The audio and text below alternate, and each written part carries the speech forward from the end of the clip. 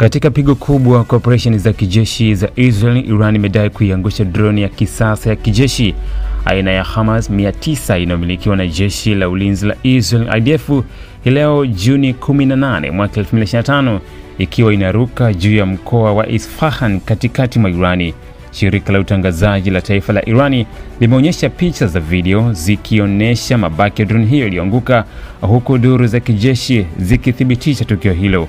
Kwa mujibu wa taarifa ya jeshi la Irani, droni hiyo iliangushwa kwa kombora la ardhini kwenda angani ambalo lililenga chombo hicho cha angani kisicho na rubani.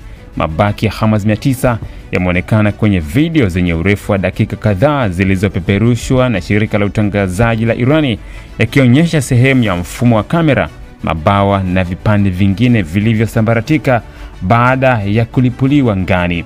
Jeshi la ulinzi la Israel limekiri kupoteza droni hiyo, likisema kuwa kulikuwa na shambulio dhidi ya UAV, droni isiyo na rubani ya Israel, kwa kutumia kombora, lakini likasisitiza kuwa hakuna hofu ya taarifa yoyote ya kijeshi kuvuja kutokana na tukio hilo. Hamas 900 ina uwezo wa kudumu angani kwa zaidi ya saa 30 na hutumika katika upelelezi, ufuatiliaji wa mawasiliano kijeshi, na kwa muda mrefu imekuwa sehemu muhimu ya mkakati wa Israel wa kupata udhibiti wa anga katika eneo la Mashariki ya Kati.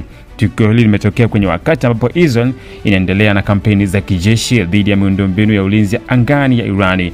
Kwa mujibu wa ripoti za hivi karibuni, Israel imedai kuharibu zaidi ya betri 70 za kombora ya ulinzi angani ya Irani kama sehemu ya juhudi zake za kujihakikishia uhuru katika operesheni za anga dhidi ya Irani na washirika wake kama Hezbollah. Isfahan, eneo ambalo droni hiyo iliangushwa, ni sehemu nyeti kiusalama kwa Irani, likiwa na maeneo muhimu ya kijeshi na nyuklia, yakiwemo kituo cha usindikaji wa urani. Kutokea kwa droni ya Israel juu ya anga la eneo hili linachukuliwa na Irani kama uchokozi wa moja kwa moja na ukiukwaji wa mamlaka za anga za Irani. Tukio hilo haliko peke yake. Mwezi Juni mwaka 2024, kundi la Hezbollah liliangusha droni nyingine ya Israel aina ya Hamas 900 juu ya anga la kusini mwa Lebanon kwa kutumia kombora la kisasa la ardhini kwenda angani.